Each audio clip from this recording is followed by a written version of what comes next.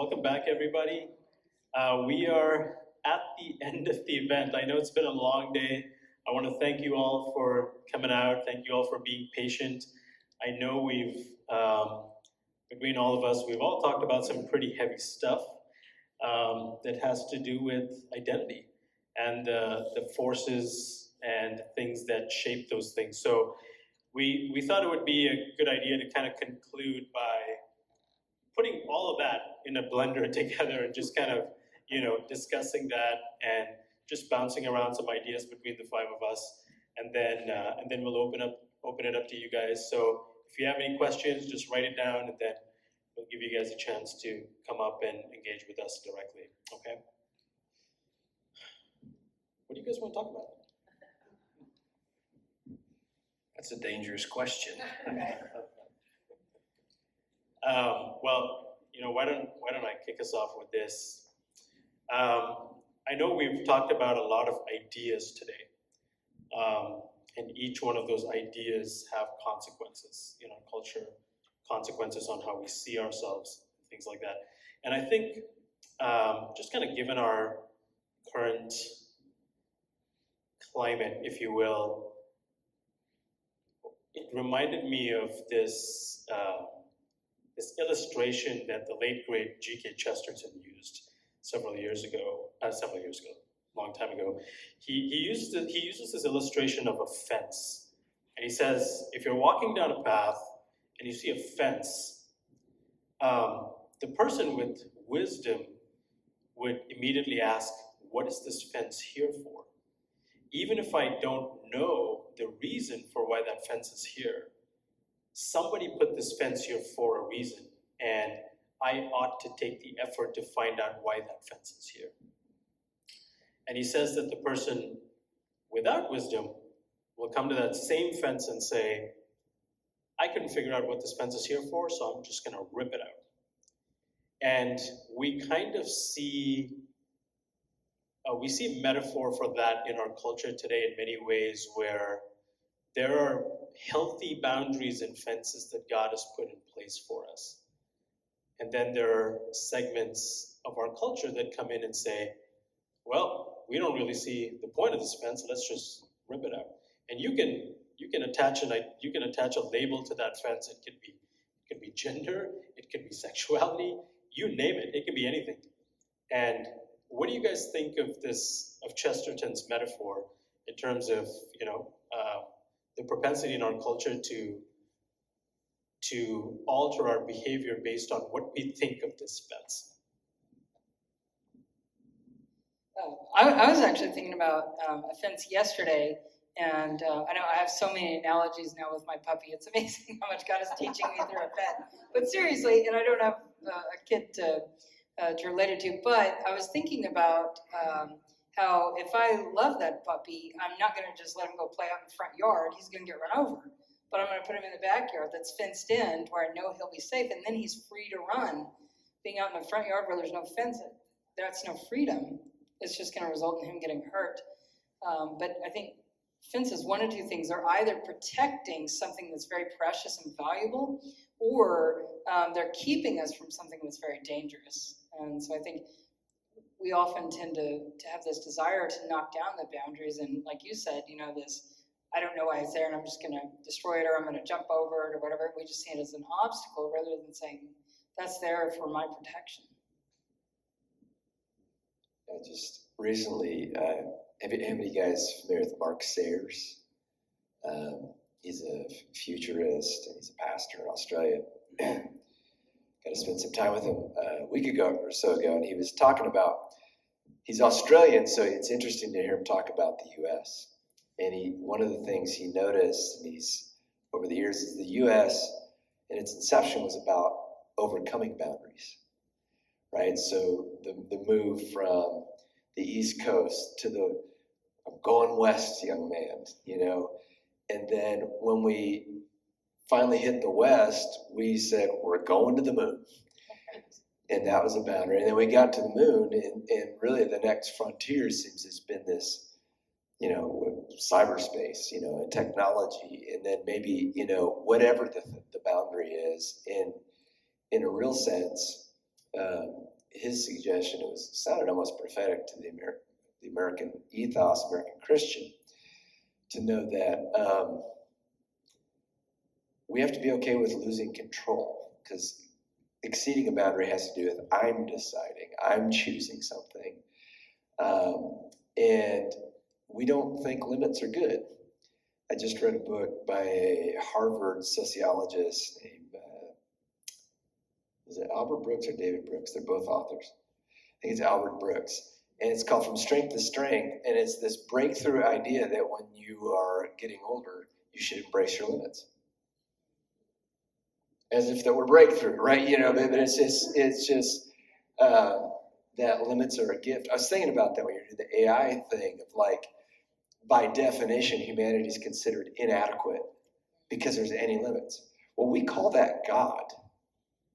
The being with no limits is God. And so I think it's endemic to our sinful nature, probably, that to not ask why that's there. It's just, I don't want it to be there. Feel free to jump in, guys. Whoever wants to go. Nothing to add. I think you guys have done a good job with that. Yeah, I was telling Guile after my talk on transhumanism, we were kind of standing down there and talking, and I was telling him how, I'm originally from India.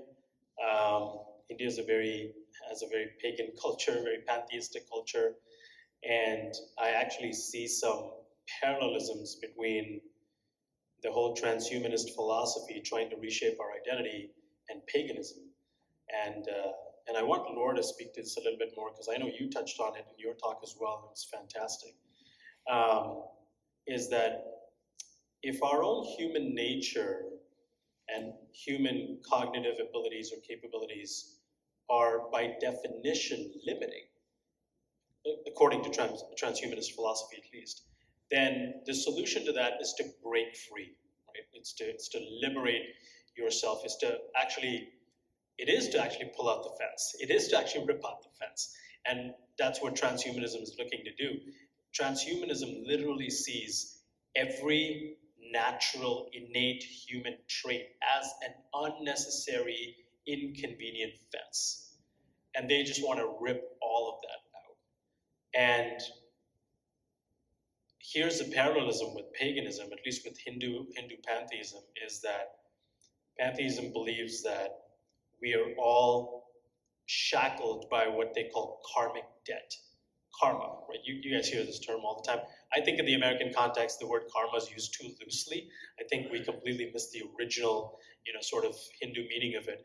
But to get away from karmic debt is liberation. That's your ultimate goal.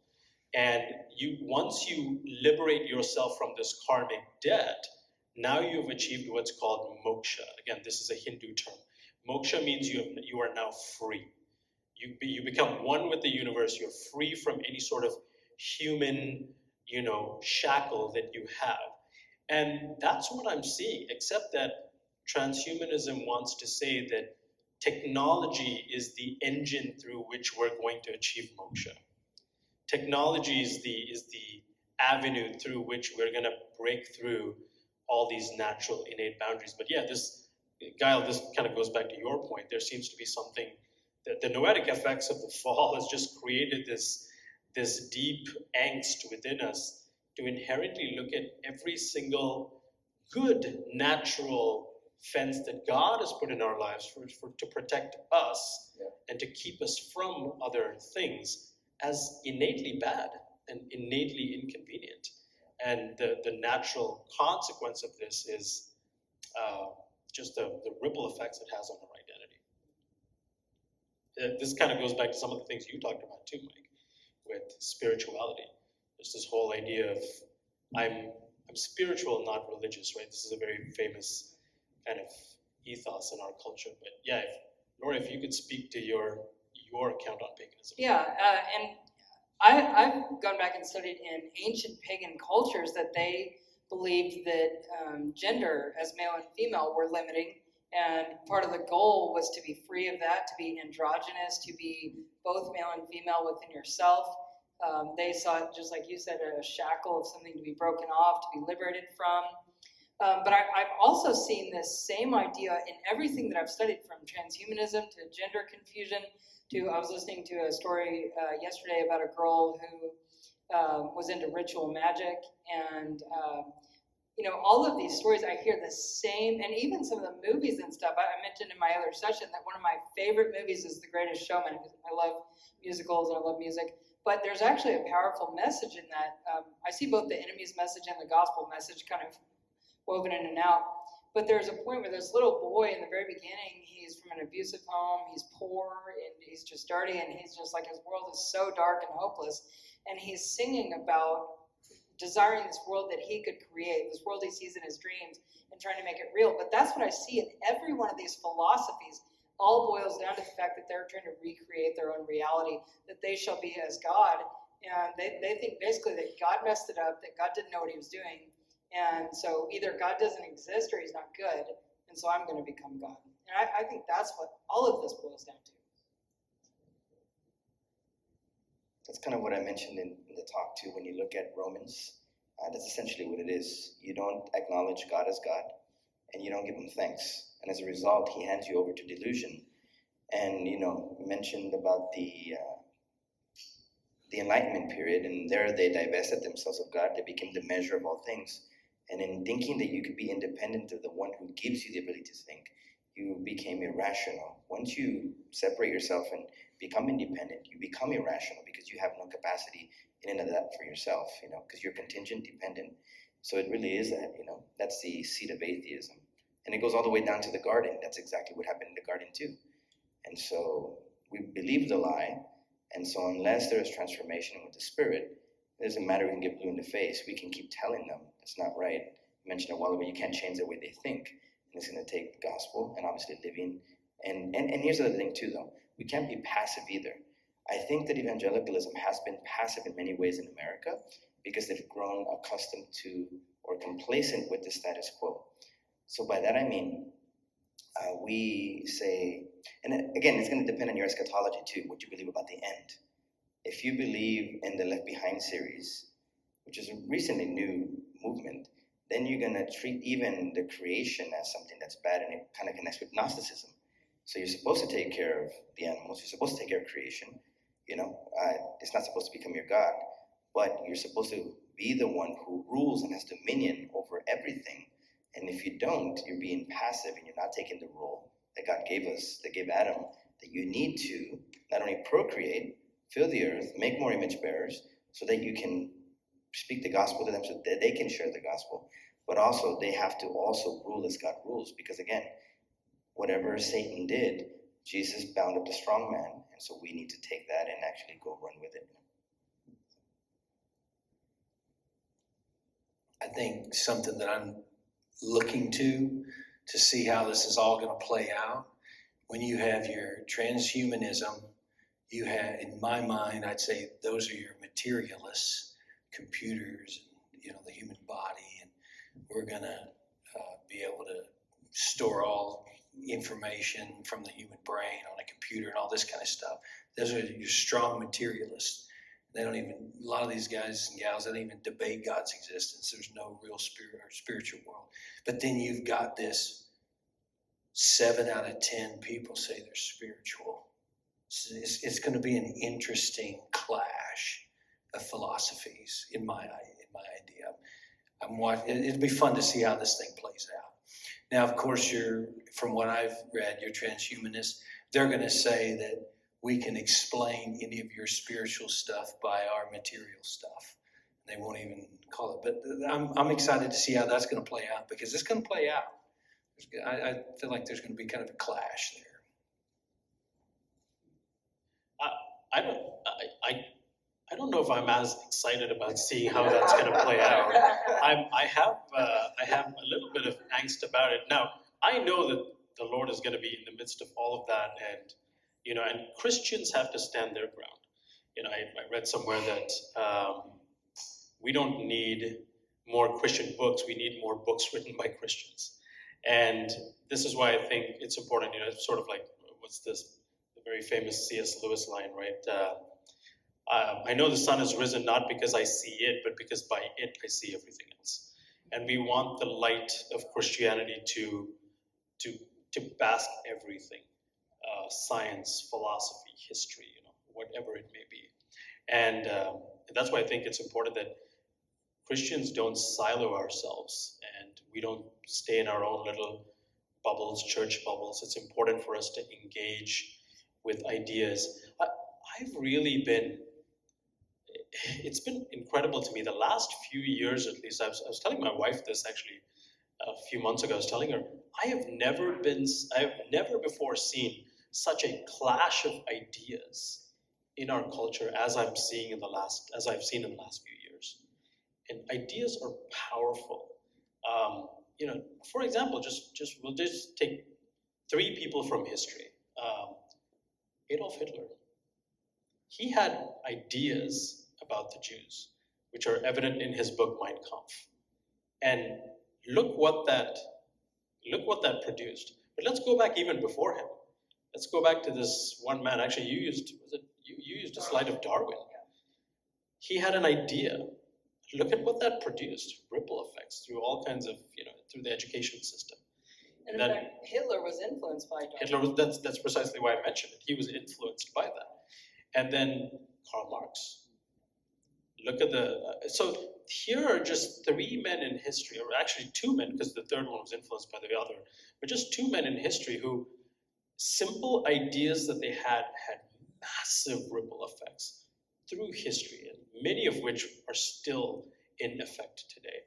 And so I think this is why the battle is in the realm of ideas, and I think it's very important that Christians learn to engage with these things theologically, philosophically, and in every possible manner.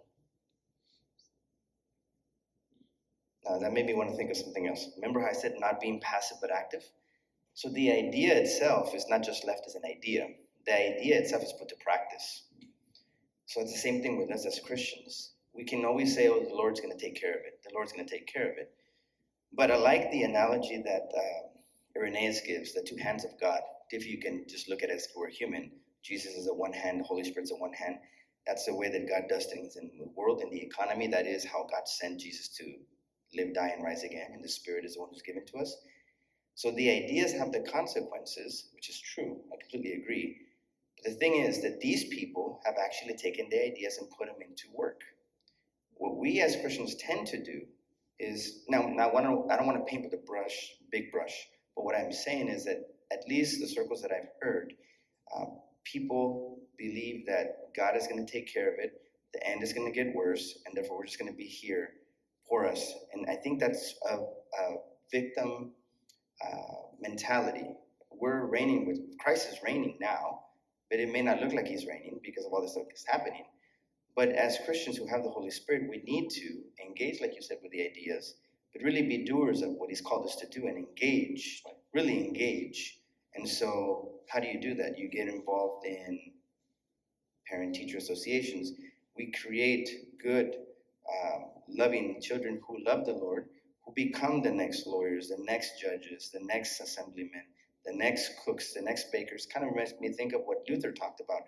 Ministry is not just what we do up here in church. Ministry is not just going to missions. Everything you do is ministry, from the cake baker to the janitor to everything you do. It's all ministry. I mean, that's what you did. You were coffee and speaking about the Trinity and discipling somebody. So all of it is ministry. So I think if we get the idea correctly that as Christians we have a job to do and we're not passive but active, then we can stand up to those things and really put your foot down. Because then we're not supposed to be victims, we're victors in Christ. So how does that look like,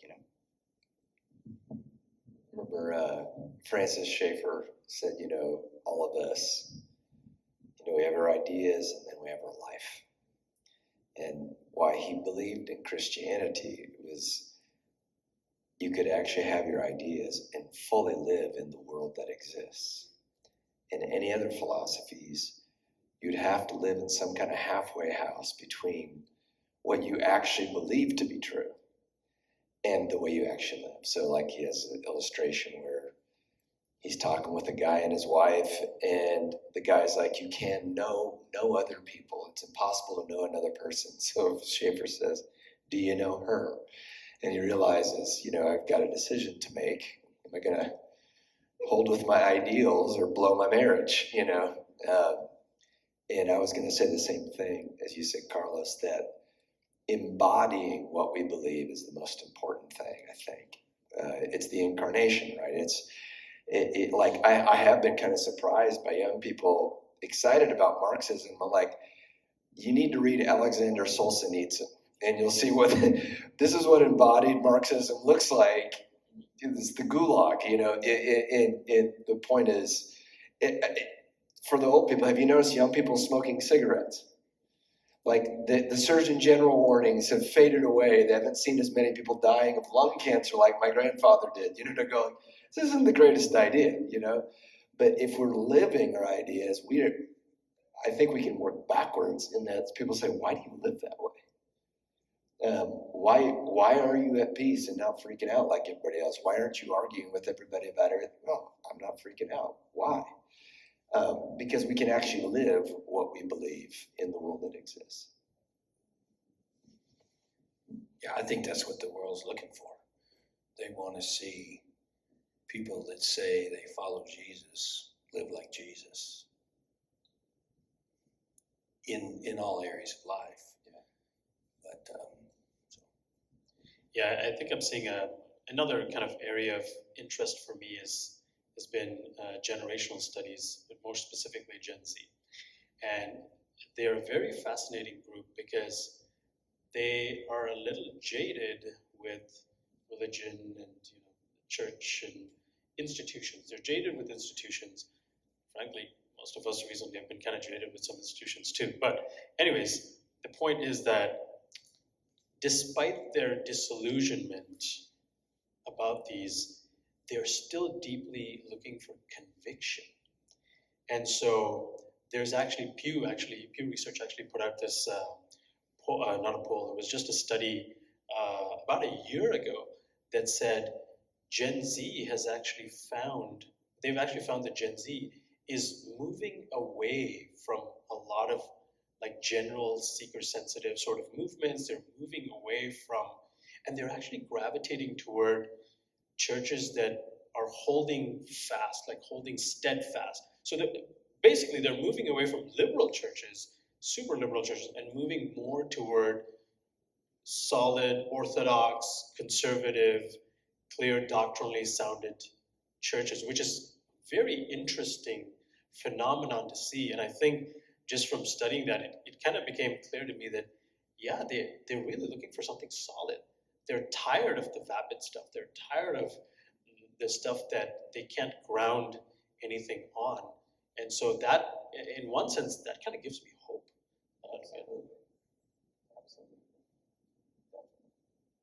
Because I think there's definitely sort of an identity crisis going on there, but at least it's kind of trending in the right direction, so.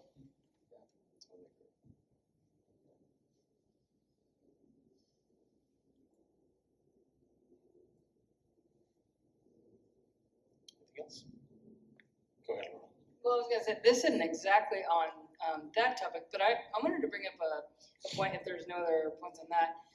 The book that you and I talked about years ago on When Prophecy Fails, you remember? And so this is a book both Prashant and I have read. It's not a Christian book, but it was fascinating from a psychological point of view, where basically these 5 psychologists went and lived among a cult back in the 50s and made some observations about them.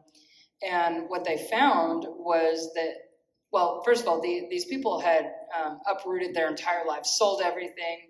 They, just to make it real short, this one woman that was leading was getting messages from these space brothers. She was channeling kind of new age spirits. But there was supposed to be some huge flood going to come destroy a lot of the United States. And so they were going to come rescue these people from planet Earth. So these people sell everything. They uproot their lives. I mean, just like the end of the world is about to be here, but we're going to be rescued by these space brothers. So they're all standing there looking up at the sky like this in the night that it's supposed to happen. And they're waiting and they're waiting and they're waiting. Obviously, they don't come to rescue them. And so they say, well, this was just a test. They're just making sure that we're loyal So now let me go get a new message, let me communicate again, and I'll come back. And so this went on several times, and she kept making up more excuses for why these space brothers weren't rescuing them. And they kept having to override their conscience and what they were clearly presented with evidence that this was not true, but they kept overriding it because they were so invested in it. And eventually at the end, when it was really clear that they had been lied to, this was not real, she finally said, this was never about a physical rescue, this was a spiritual rescue. And this was all, and they basically ended up starting a religion out of it. And so the point of all of this is, I have met many people who know the truth up here, but they override the truth. It's Romans 1, like we both talked about today. Romans 1 says they suppress the truth in unrighteousness, and it goes back to before this whole progression of being given over to lust and unnatural lust and to a reprobate mind, it says they glorified him not as God, neither were thankful, and became vain in their imaginations, and their foolish hearts were darkened. Professing themselves to be wise, they became fools and exchanged the truth of God for a lie. That's so important to understand, because when we're trying to reach people who are lost and broken and hurting, whatever they believe in, it's trying to fix the brokenness, trying to recreate their own reality, and they're intentionally suppressing the truth they know. Just one other quick, the girl's testimony that I heard yesterday is just real fresh in my mind, that got into ritual magic and into a cult. And she said that she, at one point, started reading the Bible, and I forgot why she got into the Bible. I think she had started attending a church, and she was so convicted, and she kept, no, that's not the truth, and she just kept pushing it away because she liked the power and control she felt with magic. And so anyway, just wanted to mention that, to remember when we're talking to people, sometimes we can get into lots of arguments and lots of evidence, and that's good. We want to prick their conscience, but we have to remember there's a reason they're suppressing the truth. Yeah, that book is, I think the title of that book is misleading. It says when prophecy fails. The book has nothing to do with actual prophecy. Right. The book, like Laura said, is about this doomsday cult. And the person heading up the research, his name is Dr. Leon Festinger. And have you guys heard the word cognitive dissonance? That's where it comes from. Leon Festinger is the one who coined the term cognitive dissonance.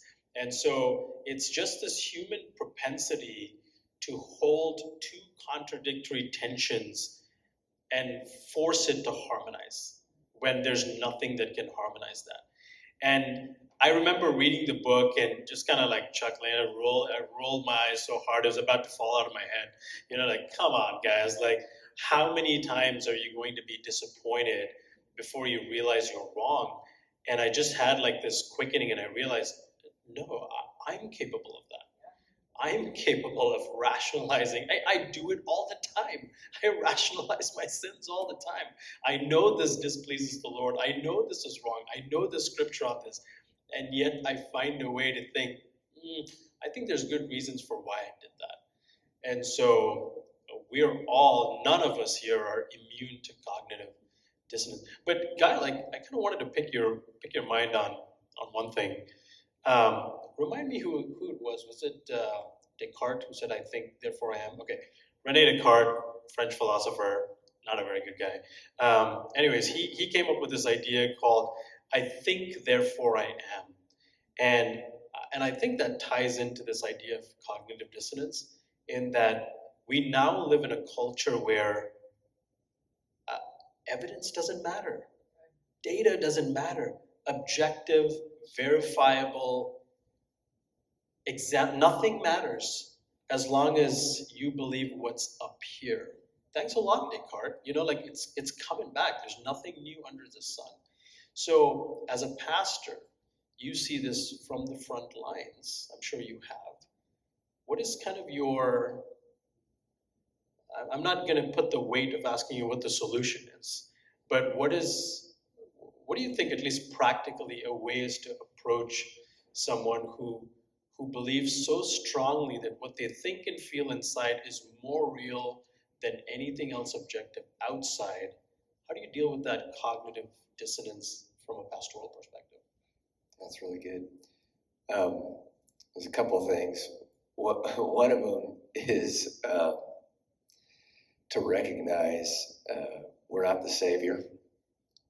It's the Holy Spirit's work. The reason I say is I love reasoning, but reasoning depends on foundational assumptions.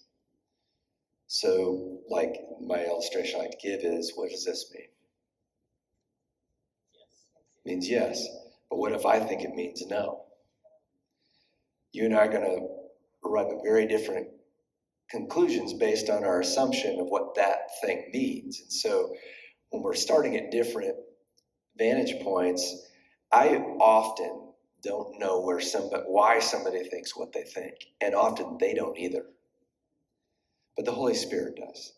And so being able to have a dialogue can be helpful or it can't be. You don't know. Again, knowing how to talk and knowing some of these things that are, that have some facts is helpful, but not always. The other thing is I'll quote my friend Dave Jewett, pain is on God's side. Pain is what happens when you run into reality. How's Dallas Willard say it? That's exactly what Dallas would say. Yeah, so Dallas Willard would, say, yeah, we believe knowledge is not possible except for when we go to the doctor. Right, now I'm counting that knowledge is possible, even though I say, the realm of ideas. And so part of it is just patience, prayer with somebody, and just saying, you may not even know I'm praying for you, but I know that the Lord if he's coming after everybody, he'll let you experience the consequences of your ideas, and in a very gentle way, because some of our ideas are so bad they'll destroy us, but to be present and loving when people experience the consequences of their ideas. We do this in recovery all the time, right, Bo? It's just like, oh, I see, you're not ready for recovery because you haven't hit bottom yet, and so patiently loving people and being available to people when that happens is critical.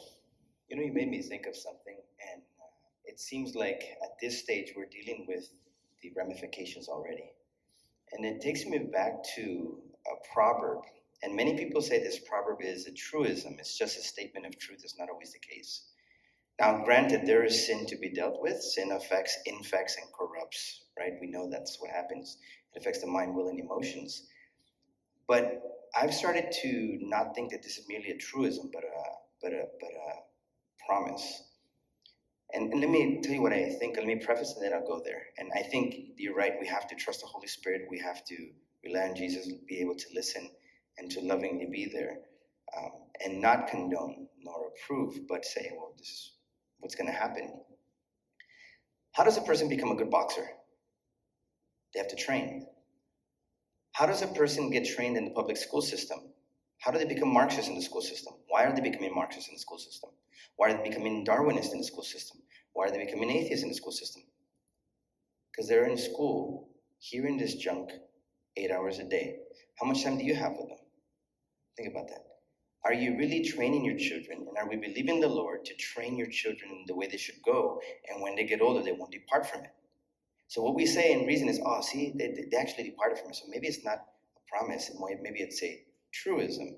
It's something that had proverb. It's just something that if you follow, maybe it might happen. But I'm starting to think otherwise, because how intentional have we been to train our children? Matt Walsh wrote a book, and it was dealing with this idea of what is a woman. And this book, I think Amazon took it down. It was about this little kid. Johnny the Walrus. Exactly. And this little boy thought he was a particular animal. And so the child thinks he's an animal. So the parent goes with it. No, your job as a parent is to protect him. There's that gate, there's that fence. You're not a walrus. You may think you're a walrus, but son, no, you are who you are.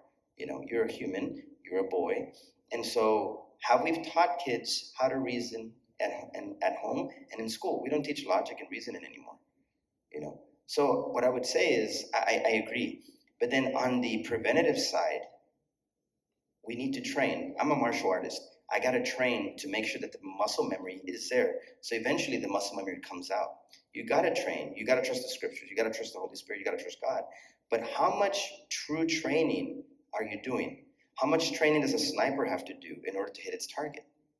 They say that when you shoot a gun, it's what is that word? If you don't shoot, it's a skill that goes away or is not as good. But you have to train constantly, right? Is that the kind of training that you give your children now, right? Because we're really good at knowing our profession and our job outside of church. And we as Christians, I'm not saying you guys in general, but we're really good at saying, if you're a lawyer, you know the in and outs of being a lawyer. You know the in and outs of being an engineer. You know the in and outs of being a doctor or a baker.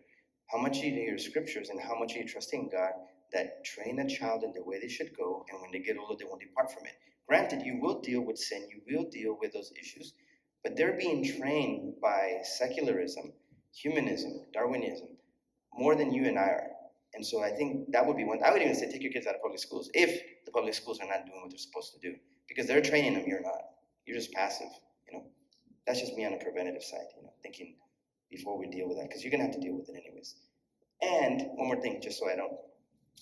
And I'm not making light of the fact that some people are born with same-sex attraction or other issues. I know that's the case. But like you said, you crucify your desires and you follow Jesus. You die to self and you follow Jesus. You know, and it's that thing, I think, that we have to account for the fact that sin affects us in multiple ways. But then again, there has to be that training so that we can actually be, that's the whole idea of discipleship. If we believe it's after the case, let's do it beforehand. And when you raise your children, don't raise them as little pagans. Me and my household, we're going to do what? Follow the Lord. So this household is a Christian household. No, I'm not going to let them choose when they get older. No, they're Christian. They're being raised as Christian. They're part of the covenant. Bring them in. Treat them like Christians. When they get old, God willing, they profess, but bring them in and teach them in those ways. So that's my 2 cents. That was a very quick transition to a parenting seminar right there. So thank you. Is there anything else? Or we could transition to Q&A if there's nothing else you want to talk about. Q&A? All right. Yes, sir. Go ahead. Well, There's a microphone here if you want, unless you just want to. no, I think I can talk loud enough. Okay. It has to do with social media. To protect and defend our own identity and that of our family, how should we be managing social media? Broad question. It's interesting you asked that, Rob. 'Cause I was at a conference on Saturday in Denver with a couple of guys who written a few books. One guy's wrote a book called Truth Over Tribe, and I get the other ones, I can't remember what they, but they're technologists who are also followers of Jesus. And it was pretty fascinating because I don't know if you guys have read or watched, some of the exposés on the way social media is engineered to addict. Psychologists, the algorithms help to, eyeballs on there. And so both these guys were pretty fascinating and lots of stats and whatnot. And the conclusion they had come to when it comes to social media and being a follower of Jesus is you need to be one of two people. You need to either be a monk or a missionary. And so a monk would be somebody who says, you know what, it's just not that important to me.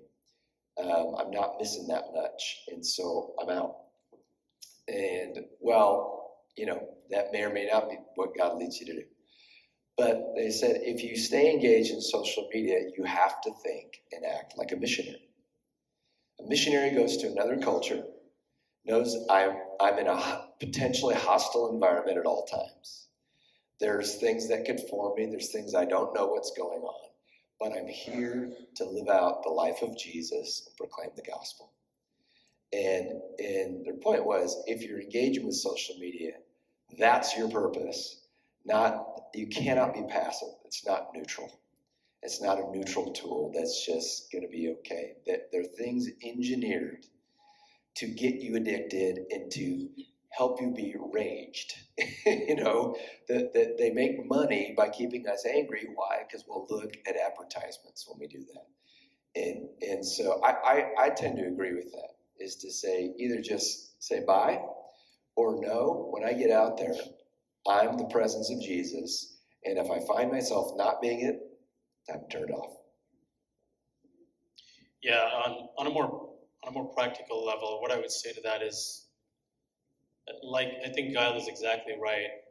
We tend to think of social media and all these technologies as a bunch of developers, coders, programmers sitting around a table and developing this product. There's actually psychologists, sociologists, neurologists sitting in that room with him. There's a guy by the name of B.F. Skinner back in the 50s, 60s, I think, and he kind of developed this like reward system for mice. And if you actually look at the modern technology industry, they're actually using B.F. Skinner's model. And a lot of the algorithms that run Facebook and Twitter and Instagram and all these things are based on B.F. Skinner's model for reward. And so anytime you see or scroll something or like something, you get a tiny dopamine hit. And you start doing that enough, and then this is now it's an addiction. And so just being aware of that, recognizing that if we as adults can't handle the power of that medium, our kids have no chance against it. And so don't even expose them to it. My kids have no exposure to social media. Do they play on their iPads? Yes. Do we let them play games on it? Absolutely. We monitor the games, we filter the games, we screen the games, we limit the games. But I would not put social media in the hands of my kids before they're old enough to recognize what the medium is, before they've reached a point, speaking of identity, before they know who they are as persons and as children of God and as human beings. So it is too big of a mantle, too big of a responsibility to hand over to somebody else. Because one of the things we forget about these technologies is that Facebook is not the product. You're the product. You're the product. And so they're monitoring you while you use it. And so just recognizing kind of the big picture perspective there and be very judicious about how we let our children use it. And just briefly on another note, this is still a practical note. I was talking to a detective once, and he said to keep your kids safe. This is keeping them safe mentally and spiritually. I'm talking about physically now.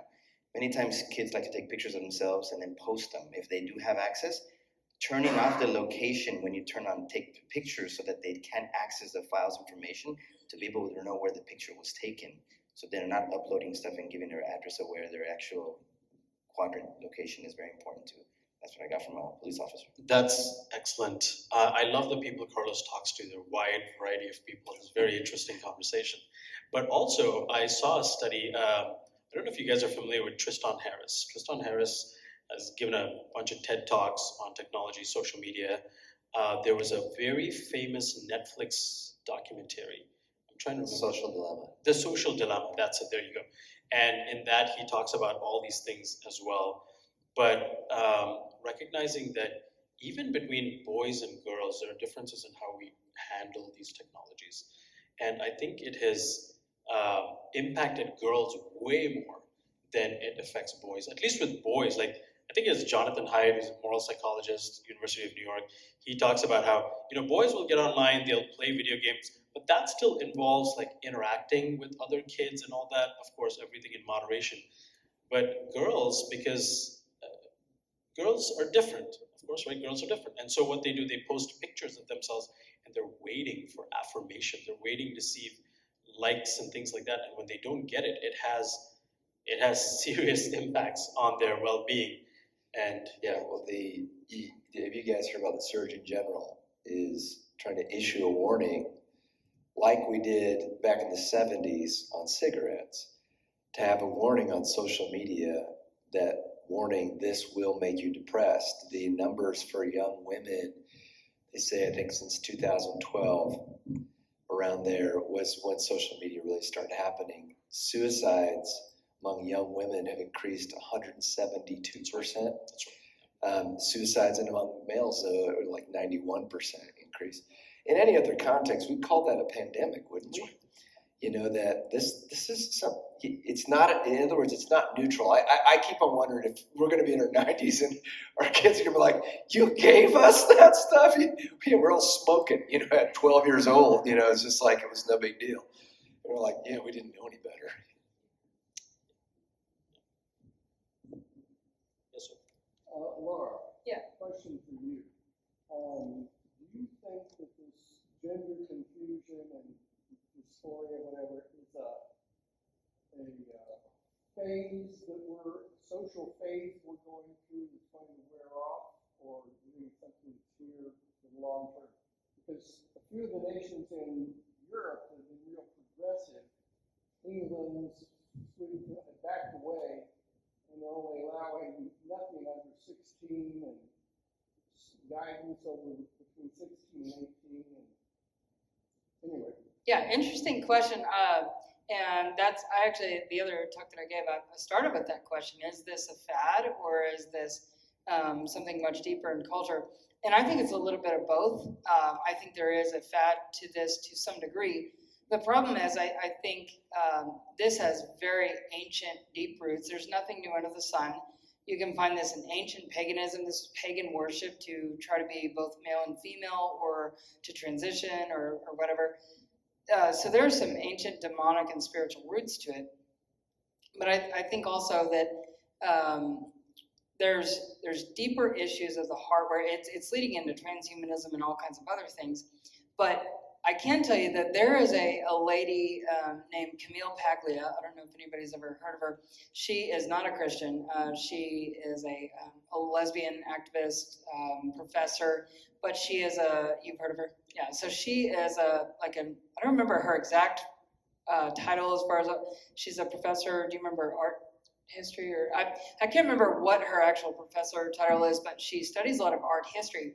And she actually set out to prove initially that homosexuality and all this was good for culture. I don't remember her exact premise, but as she started studying art throughout ancient cultures, she started noticing that when gender confusion really rose up in a society, it was toward the end of the society, and there would be a decline. And we're seeing this worldwide. And so what does that say about our entire world right now? So I think it's very dangerous, and I think it is. So there is an ebb and flow to, in the 60s it was drugs, sex, and rock and roll, or it was, the free love movement, or whatever it might be in culture. There's always that one thing that kids are kind of drawn to, the rebellious, those that are angry with God. And that's why I think we need to deal with the deeper roots. Because I don't know, this could stay around a long time, or this may pass, but ultimately, if we're only trying to convince kids they're not trans or they're not LGBT, we're not going to fix the deeper problems of the heart, and they're just going to go into drugs or alcohol or something else. To add on to that, I think she's right. I was reading this book called It's Good to Be a Man, and they cover the androgynous idea of giving up yourself. But in another sense, it reminds me of what Tim Keller said. And Tim Keller talks about a man born during the Viking times and a man born in our time period. He says, let's say that a person naturally felt an inclination towards the same-sex attraction. In the Viking times, what is it like? What's the culture like? Are they going to be approving of this? Maybe not, because it's a warrior type thing. You're killing, you're pillaging. So if you come out, they might kill you, or something might go wrong, right? Or let's say you're in an Islamic country that lessens that coming out. But let's say you're in an affirming society. Well, that natural tendency, because of the affirmation and the condoning, seems to come out more. That's one thing if they're really struggling with it. Another thing is we have social media promoting this. And I've read some studies that say that this is too fast of an exponential increase to be organically natural, which points to the fact that there are some people who struggle with this, the nature of the fall, right? And God liberates through that. But at the same time, other people are followers. I remember when I bought my wedding suit, we were in LA, and this guy was selling us a suit. And he says, I used to be in the modeling business, but I don't do that no more because I'm not a trend follower, I'm a trendsetter. I'm a trendsetter. And so the thing is, people follow trends, like clothing and different things. And so there is a portion of people that I think, struggle with this. And those are the ones that truly believe, unless God delivers, and we're graciously coming alongside and loving them. And then there are those. There's a book called After the Ball. Have you heard about that book? After the Ball set the stage how to normalize it, how to boil the frog slowly through politics and through media. That shows you the stage of how it became normal and accepted to remove the factors that were against that. If you ever get a chance to read that book, it's hard to find. It's like $200, but you can find a free PDF version on online archive. You can probably find it there too. But it sets the stage of how this became acceptable by two Harvard, one psychologist and one a marketing expert, and they both set the stage of how to make this acceptable too. So some things to consider as well. So piggyback on what she said. Yeah, and really quick, we're going to try to wrap it up here, but speaking to that same question, a very good book to read on this is by a woman named Abigail Schreier, and I'm trying to remember the name. Irreversible Damage. Irreversible Damage is the name of the book, and she talks about the effects of genetic mutilation and all these kind of genital mutilation and all these kind of things that this movement is pushing. And what they're finding in the LGBTQ community especially is that the suicide rate in that community is 40%. It's like 23 times the national average. 23 times the national average. And some groups want to put a spin on that and say that, well, that's because they're being bullied.